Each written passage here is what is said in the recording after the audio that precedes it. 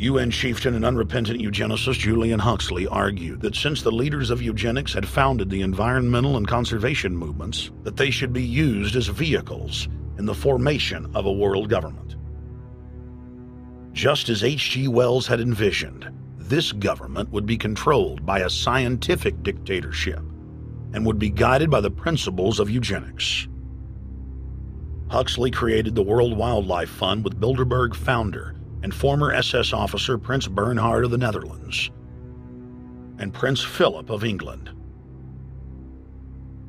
In the event that I am reincarnated, I would like to return as a deadly virus in order to contribute something to solve overpopulation. Prince Philip, reported by Deutsche Presseagentur DPA, August 1988. Aldous Huxley, author of Brave New World and brother of Julian Huxley, gave a speech at Berkeley in 1962, shortly before his death. He admitted that his best-selling book, Brave New World, written in 1932, was based not on fiction, but on what the elite were actually planning to implement.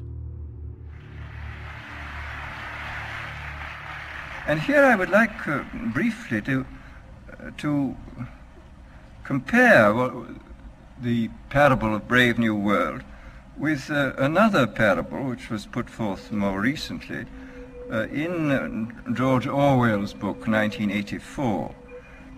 I'm inclined to think that the scientific dictatorships of the future, and I think there are going to be scientific dictatorships in many parts of the world, will be probably a good deal nearer to the Brave New World pattern than to the 1984 pattern. They will be a good deal nearer, not because of any humanitarian qualms in the scientific dictators, but simply because the Brave New World pattern is probably a good deal more efficient than the other. But if you can get people to consent to the state of affairs in which they are living, the state of servitude, the state of being, well, it seems to me that the nature of the ultimate revolution with which we are now faced is precisely this, that we are in process of developing a whole series of techniques which will enable the controlling oligarchy, who have always existed and presumably always will exist, to get people actually to love their servitude. People can be made to enjoy a state of affairs which, by any decent standard, they ought not to enjoy. And these methods, I think, are a real refinement on the older methods of terror, because they combine methods of terror with methods of acceptance. But then there are various other methods which one can think of.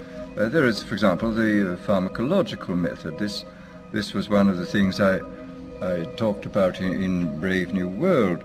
And the result would be that, I mean, you can imagine a euphoric which would make people thoroughly happy even in the most abominable circumstances. I mean, these things are possible.